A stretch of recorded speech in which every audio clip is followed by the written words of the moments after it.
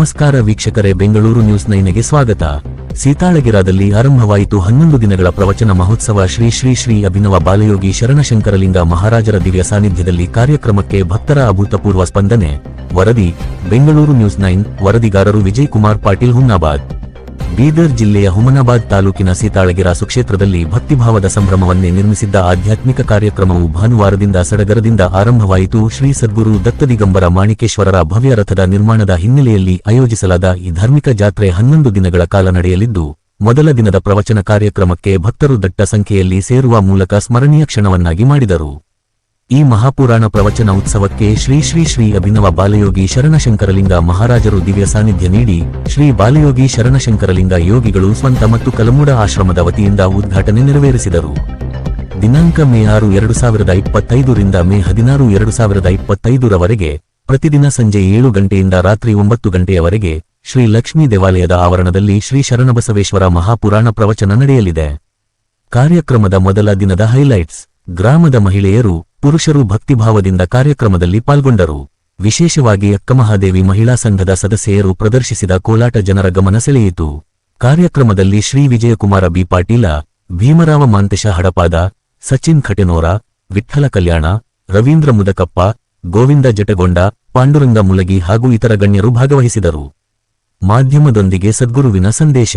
ಪ್ರವಚನದ ಬಳಿಕ ಶ್ರೀ ಶ್ರೀ ಶ್ರೀ ಅಭಿನವ ಬಾಲಯೋಗಿ ಶರಣಶಂಕರಲಿಂಗ ಮಹಾರಾಜರು ಬೆಂಗಳೂರಿನ ನ್ಯೂಸ್ 9 ಮಾಧ್ಯಮದೊಂದಿಗೆ ಮಾತನಾಡಿ, ಈ ಪ್ರವಚನದ ಗಂಭೀರತೆಯ ಬಗ್ಗೆ ಹಾಗೂ ದೇಶದ ಸಾಂಸ್ಕೃತಿಕ ಒಗ್ಗಟ್ಟಿನ ಅಗತ್ಯತೆ ಬಗ್ಗೆ ತಮ್ಮ ದೃಢ ಅಭಿಪ್ರಾಯವನ್ನು ಹಂಚಿಕೊಂಡರು.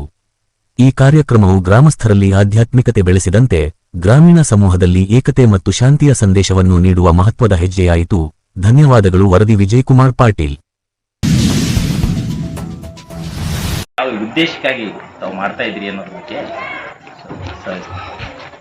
ವಿಶ್ವ ಶಾಂತಿಗಾಗಿ, ಲೋಕ ಕಲ್ಯಾಣಾರ್ಥವಾಗಿ, ಭಕ್ತರ ಏಳಿಗೆಗಾಗಿ, ಈ ದೇಶವನ್ನು ಕಾಯುವಂತಹ ಯೋಧರ ಒಂದು ಧೈರ್ಯಕ್ಕಾಗಿ, ಅನ್ನವನ್ನು ನೀಡುವಂತಹ ರೈತರ ಒಂದು ಬಲಕ್ಕಾಗಿ, ಅಜ್ಞಾನದಲ್ಲಿ ಬಿದ್ದು ಒದ್ದಾಡ್ತಕ್ಕಂತಹ ಭಕ್ತರ ಬಾಳನ ಬೆಳಕು ನೀಡುವುದಕ್ಕಾಗಿ ಸುಮಾರು 53 ಗ್ರಾಮಗಳನ್ನು ಮುಗಿಸಿ 54ನೇ ಗ್ರಾಮವಾಗಿರ್ತಕ್ಕಂಥ ಈ ಸೀತಾಳಗಿರ ಗ್ರಾಮಕ್ಕೆ ಪರಮ ಪೂಜ್ಯರಾಗಿರ್ತಕ್ಕಂಥ ಬಾಲಯೋಗಿ ಅಭಿನವ ಶರಣಶಂಕರಲಿಂಗ ಅಪ್ಪಾಜಿಯವರು ಮುಲ್ಲಾಮಾರಿ ತೀರ ಕ್ಷೇತ್ರ ಸ್ವಂತ ಅವರು ಒಂದು ಪಾವನ ಸನ್ನಿಧಾನದೊಳಗ ಮಹಾಯೋಗಿ ಮಾಣಿಕನಾಥರ ಒಂದು ಭವ್ಯವಾಗಿರ್ತಕ್ಕಂಥ ರಥ ನಿರ್ಮಾಣದ ಒಂದು ನಿಮಿತ್ತವನ್ನು ಇಟ್ಟುಕೊಂಡು ಲೋಕ ಕಲ್ಯಾಣಾರ್ಥವಾಗಿ ಈ ಕಾರ್ಯಕ್ರಮವನ್ನು ಹಮ್ಮಿಕೊಂಡು ಬಂದಿರತಕ್ಕಂಥದ್ದಾಗಿದೆ.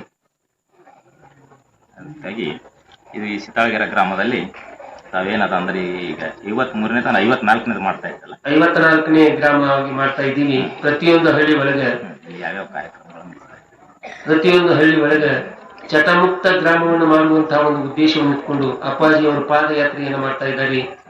ಅಲ್ಲಿ ಇದ್ದಿರ್ತಕ್ಕಂಥ ಎಲ್ಲ ಮುತ್ತೈದಿ ತಾಯಂದಿರಿಗೆ ಉಡಿಯನ್ನು ತುಂಬಿ ಆ ತಾಯಂದಿರಲ್ಲಿ ಒಂದು ಶಕ್ತಿಯನ್ನು ತುಂಬುವಂತಹ ಒಂದು ಅವಕಾಶವನ್ನ ಪರಮ ಪೂಜ್ಯ ಬಾಲಯೋಗಿ ಅಭಿನವ ಶರಣಶಂಕರಲಿಂಗ ಅಪ್ಪಾಜಿಯವರು ಮಾಡ್ಕೊಂತ ಬಂದಿರತಕ್ಕಂಥದ್ದದ. ಎಲ್ಲ ಗ್ರಾಮದ ಸದ್ಭಕ್ತರು ಸಹಿತ ಅಷ್ಟೇ ಸಹಕಾರವನ್ನ ಮಾಡಿ ಕಾರ್ಯಕ್ರಮವನ್ನು ಯಶಸ್ವಿಗೊಳಿಸುವಂತ ಬಂದಿದ್ದಾರೆ. ಯಾವ ಪರಮ ಪೂಜ್ಯರು ಹುಟ್ಟಿದ 9 ವರ್ಷಕ್ಕೆ ಮನೆಯನ್ನ ಬಿಟ್ಟು ಇಲ್ಲಿಯ ಪರ್ಯಂತರವಾಗಿ ಮನೆಯ ಬಾಗಿಲಲ್ಲ, ಊರ ಅಗಿಶಿನೂ ಸಹಿತ ಅಲ್ಲಿ ಹುಟ್ಟಿಲ್ಲ. ಅವರು ಸರ್ವಸಂಗ ಪರಿತ್ಯಾಗಿಗಳು. ಅವರು ಲೋಕ ಕಲ್ಯಾಣಾರ್ಥವಾಗಿಯೇ ಜನ್ಮವನ್ನು ತಾಳಿ ಬಂದಿರತಕ್ಕಂಥ ಆ ಮಾಣಿಕೇಶ್ವರನ ಅಪರಾವತಾರಿಗಳು. ಅವ್ರ ಬಗ್ಗೆ ಎಷ್ಟು ಹೇಳಿದ್ರು ಕಡಿಮೆ ಅದ. ಅಂಥ ಪರಮ ಪೂಜ್ಯರ ಸೇವೆಯನ್ನು ಮಾಡತಕ್ಕಂಥ ಭಕ್ತರೇ ಒಂದು ಧನ್ಯವಂತರು ಅಂತ ತಿಳಿದು ಈ ಸಂದರ್ಭದಲ್ಲಿ ಹೇಳಬೇಕಾಗಿ ಬಂದಿದೆ. ಇದು ಎಷ್ಟು ದಿವಸ ಕಾರ್ಯಕ್ರಮ ತಾವು? ಸುಮಾರು 5 ವರ್ಷಗಳ ಪರ್ಯಂತರವಾಗಿ ಮಾಡ್ಕೊಂತ ಬಂದೀವಿ. ಮಧ್ಯದೊಳಗೆ ನಮ್ಗೆ ಕರೋನಾ ಅನ್ನತಕ್ಕಂಥದ್ದು ಸ್ವಲ್ಪ ಅಡಚಣೆ ಮಾಡಿತ್ತು. ಆ ಕರೋನಾ ಆದ ಬಳಿಕ ಈಗ ಮತ್ತೆ ಕಾರ್ಯಕ್ರಮಗಳನ್ನು ಮಾಡ್ಕೊಂತ ಹೊಂಟೀವಿ. ಈ ಫೆಬ್ರವರಿ ತಿಂಗಳೊಳಗೆ ನಮ್ಮ ಮಹಾಯೋಗಿ ಮಾಣಿಕನಾಥರ ಒಂದು ಭವ್ಯವಾಗಿರ್ತಕ್ಕಂಥ ತೇರನ ಬರುವಂತದ್ದಾಗಿದೆ. ಆ ತೇರಿನ ನಿರ್ಮಾಣವನ್ನು ಎಲ್ಲಿ ಮಾಡ್ತಾ ಇದ್ದಾರೆ ಅಂತ ಕೇಳಿದ್ರೆ, ಯಾವ ರಾಷ್ಟ್ರ ಪ್ರಶಸ್ತಿ, ಅಂತಾರಾಷ್ಟ್ರ ಪ್ರಶಸ್ತಿ ವಿಜೇತರಾಗಿರ್ತಕ್ಕಂಥ ಉಡುಪಿ ಜಿಲ್ಲೆ ಕುಂದಾಪುರ ತಾಲೂಕಿನ ಕೋಟೇಶ್ವರದ ಕುಂಭಾಶಿ ಒಳಗ ರಾಜಗೋಪಾಲಾಚಾರಿ ಅಂತ ತಿಳಿದು ಅವರು ನಿರ್ಮಾಣವನ್ನು ಮಾಡ್ತಕ್ಕಂಥ ತೇರ ಭವ್ಯವಾಗಿರ್ತಕ್ಕಂಥದ್ದು. ಸುಮಾರು ಒಂದು 51 ಫೀಟ್ ಎತ್ತರ 60 ಟನ್ ವಜ್ಜಿ ಇದ್ದಿರ್ತಕ್ಕಂತ ತೇರನ್ನ ನಮ್ಮ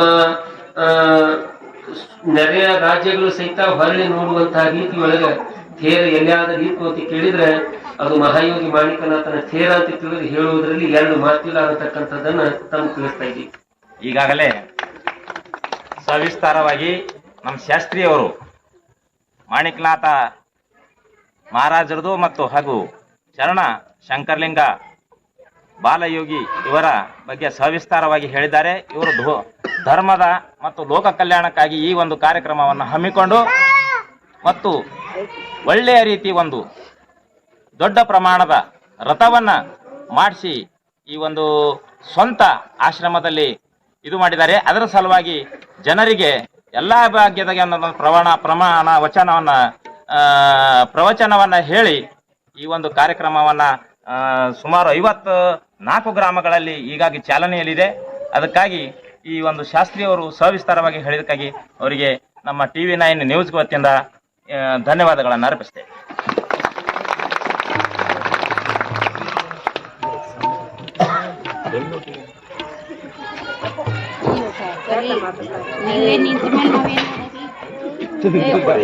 ಸಿತಾಳಗೆರೆ ಗ್ರಾಮದಲ್ಲಿ ತಾವು 11 ದಿವಸ ಕಾರ್ಯಕ್ರಮವನ್ನು ಹಮ್ಮಿಕೊಂಡಿದ್ರಿ. ಇದರ ಉದ್ದೇಶವಾಗಿ ತಾವು ಯಾವ್ಯಾವ ಕಾರ್ಯಕ್ರಮಗಳನ್ನು ಇಲ್ಲಿ ಹಮ್ಮಿಕೊಳ್ತಾ ಇದ್ದೀರಿ ಅನ್ನೋದ್ರ ಬಗ್ಗೆ ತಾವು ಸವಿಸ್ತರಿಸಿ. ಓಂ ಗುರುದೇವದತ್ತ ಮಹಾಯೋಗಿ ಮಾಣಿಕೇಶ್ವರರ ವಿಜಯವನ್ನು ಧ್ಯಾನಿಸುತ್ತಾ ಗುರುದೇವದತ್ತ ಕುಮಾರ ಶಂಕರಲಿಂಗಪ್ಪಾಜಿ ಕೂಡ ವಿಜಯವನ್ನು ಧ್ಯಾನಿಸುತ್ತಾ ಯಜ್ಞಪೀಠ ಒಡೆತಪ್ಪಜ್ಜಿ ಪಾಠಗಳು ಅನಿಸುತ್ತಾ ಎಲ್ಲ ಭಕ್ತಾದಿ ತಿಳಿಸೋದೇನಪ್ಪ ಅಂದ್ರೆ ಪ್ರತಿ ಹಳ್ಳಿಗೆ ಏನಪ್ಪ ಅಂದ್ರೆ 11 ದಿವಸ ಕಾರ್ಯಕ್ರಮ ಹಮ್ಮಿಕೊಂಡಿದ್ದೀವಿ. ಯಾಕೆ ಮಾಡ್ತಿದ್ದೆಪ್ಪ ಅಂದ್ರೆ ಜನಜಾಗೃತಿ ಕಾರ್ಯಕ್ರಮ ಆಗಬೇಕು ಅನ್ನೋ ಒಂದು ಉದ್ದೇಶ. ಯಾಕಪ್ಪ ಅಂದ್ರೆ ಈಗೇನಾಗ್ಯದ ಕಾಲಮಾನಾಗಪ್ಪ ಅಂದ್ರೆ ಬರೀ ಸ್ವಾರ್ಥ ನಿಸ್ವಾರ್ಥವಾಗಿ ಹೊಂಟೋಗ್ಯದ. ಭಾರತ ದೇಶದಾಗ ಏನಪ್ಪ ಅಂದ್ರೆ ನಮ್ಮ ಭಾರತ ಶಕ್ತಿ ಅಂತದಪ್ಪ ಅಂದ್ರೆ ನಂಬಿಕೆನೇ ಏನಪ್ಪ ದೊಡ್ಡ ಶಕ್ತಿ ಅದ. ಆ ನಂಬಿಕೆ ಎಂಬುದು ಏನಪ್ಪ ಅಂದ್ರೆ ಪ್ರತಿಯೊಂದು ಏನಪ್ಪ ಅಂದ್ರೆ ನಮ್ಮ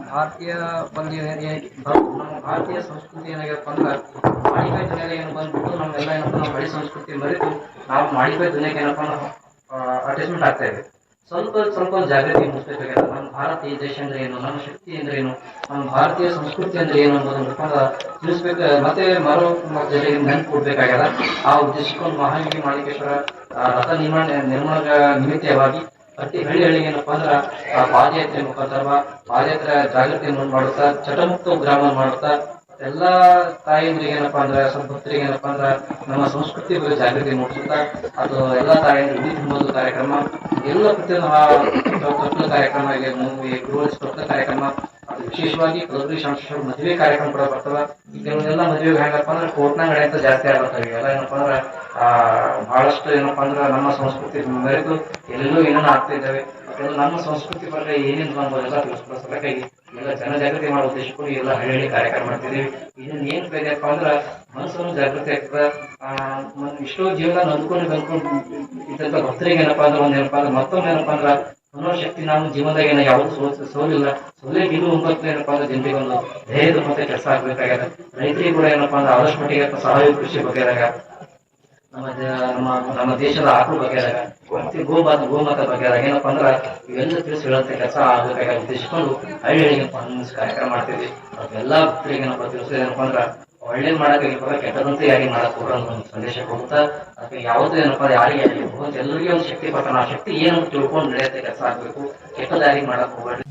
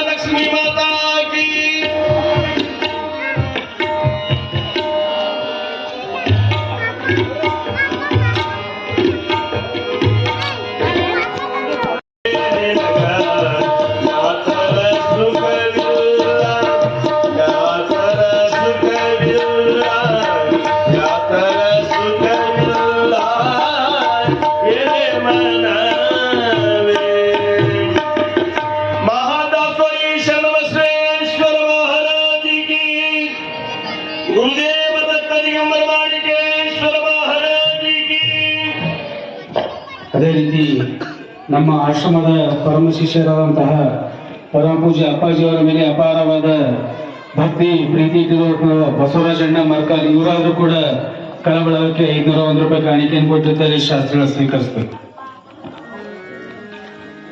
ಪ್ರಥಮ ದಿನದ ಕಾರ್ಯಕ್ರಮದಲ್ಲಿ ಭಾಗಿಗಳಾಗಿರುವ ಬಸವರಾಜ ತಿಪ್ಪೇನವರ ಮರ್ಕಲ್ ಇವರು ಸಹಿತ ನಮ್ಮ ಕಲಾ ಬಳಗಕ್ಕೆ 501 ರೂಪಾಯಿ ಕಾಣಿಕೆಯನ್ನು ಕೊಟ್ಟಿದ್ದಾರೆ. ಅವರಿಗೂ ಸಹಿತ ಸದ್ಗುರುವಿನ ಆಶೀರ್ವಾದ ಸದಾಕಾಲ ಇರಲಿ ಅಂತ ತಿಳಿದು ಹಾರೈಸುತ್ತ ಯಾವ